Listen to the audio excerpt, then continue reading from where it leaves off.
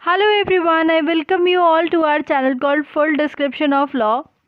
आज हम फिर से एक नए टॉपिक के साथ, नए रूल्स एंड रेगुलेशन के साथ अपने सेशन की शुरुआत करेंगे।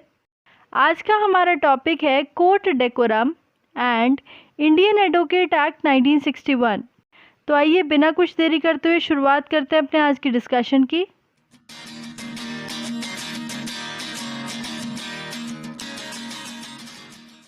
जैसा कि आप सब जानते हैं, कोविड-19 नामक बीमारी के कारणवश कोई भी व्यक्ति अलाउड नहीं है बाहर जाकर किसी भी प्रकार की ड्यूटी परफॉर्म करने के लिए। ऐसे समय पर राजस्थान हाई कोर्ट ने डिसाइड किया वो किसी भी केस की सुनवाई थ्रू दी वीडियो कॉन्फ्रेंस लेंगे। ऐसी सुनवाई के अंतर्गत कोर्ट डेकोरम ऐसी हियरिंग वीडियो कॉन्फ्रेंस द्वारा सेकेंड टाइम अडजर्न की गई by the Rajasthan high court, जिसमें कि रीज़न सिर्फ इतना था कि कोर्ट डेकोरम का वायलेशन किया गया bye the advocate in that particular.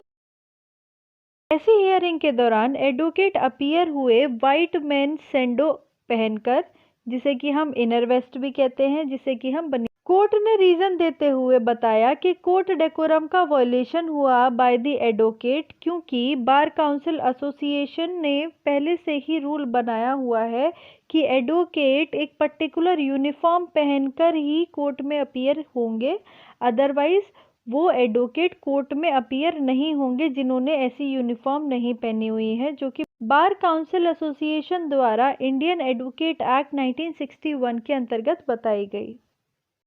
पहले भी जस्टिस शर्मा द्वारा हाईकोर्ट बार काउंसिल एसोसिएशन को बोला गया था कि किसी भी केस की वीडियो कॉन्फ्रेंस हियरिंग के दौरान कोर्ट डेकोरम को मेंटेन किया जाए, वैसे ही जैसे कि कोर्ट में किया जाता है।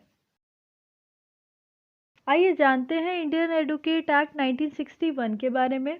इंडियन एडवोकेट एक्ट एक ऐसा एक्ट है जो कि रेगुलराइज करता है rights and obligation of the legal practitioners.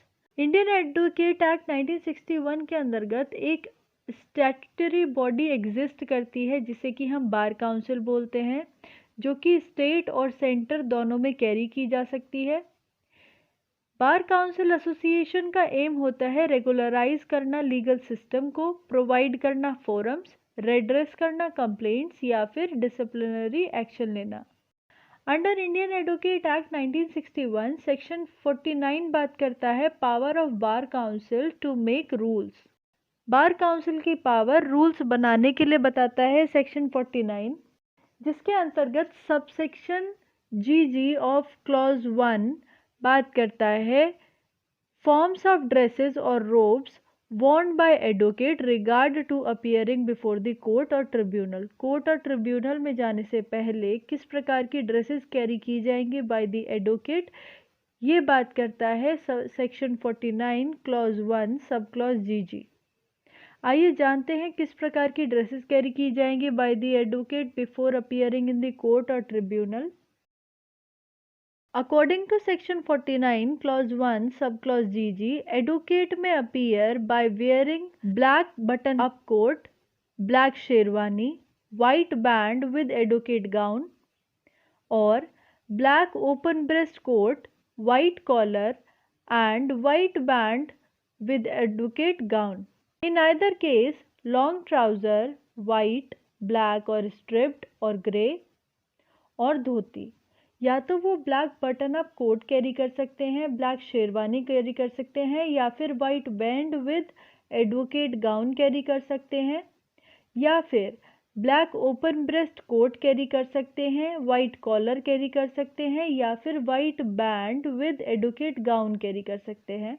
Mail advocate long trouser भी कैरी कर सकते हैं या धोती भी कैरी कर सकते हैं। लॉन्ग ट्राउज़र कैरी करेंगे वाइट, ब्लैक या स्ट्रिप्ड और ग्रे कलर की, या फिर धोती कैरी करेंगे। ये हमने बात की मेल एडवोकेट्स की ड्रेस सेंस के बारे में इन दी कोर्ट। आइए जानते हैं बार काउंसिल द्वारा डिसाइडेड ड्रेस के बारे में, जो कि लेडी एडवोकेट कैरी कर सकते हैं बिफोर अपीयरिंग इन दी कोर्ट और ट्रिब्यूनल। लेडी एडवोकेट ब्लैक और फुल और हाफ स्लीव जैकेट या फिर ब्लाउज कैरी कर सकते हैं, वाइट कॉलर कैरी कर सकते हैं, white band with advocate gown carry कर सकते हैं, साड़ी या फिर स्कर्ट कैरी कर सकते हैं of white and black colour without any kind of print और डिजाइन, या फिर फ्लेयर्स कैरी कर सकते हैं व्हाइट, ब्लैक, ब्लैक स्ट्रिप्ड और ग्रे।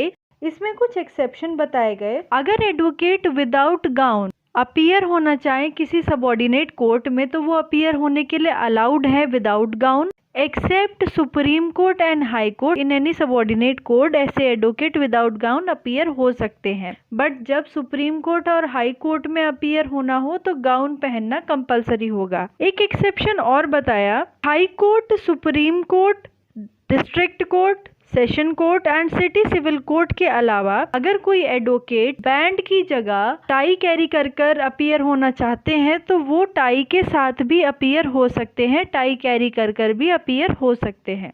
तो ये हमने जाना forms of dress defined by the bar council of India for the advocate before appearing in the court और ट्रिब्यूनल।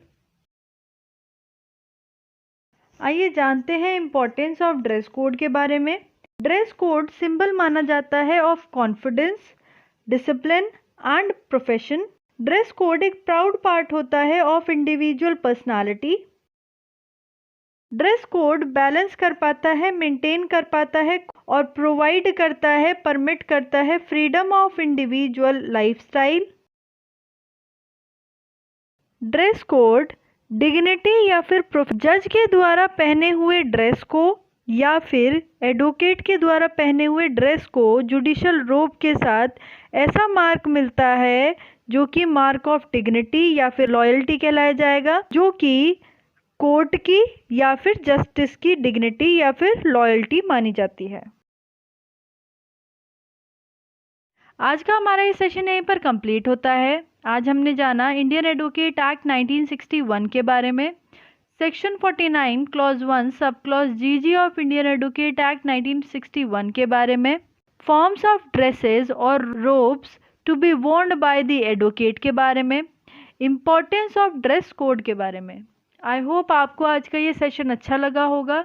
अगर आपको ये सेशन अच्छा लगा तो प्लीज़ लाइक कीजिए, शेयर कीजिए, सब्सक्राइब कीजिए चैनल और बेल आइकन दबाना ना भूलें।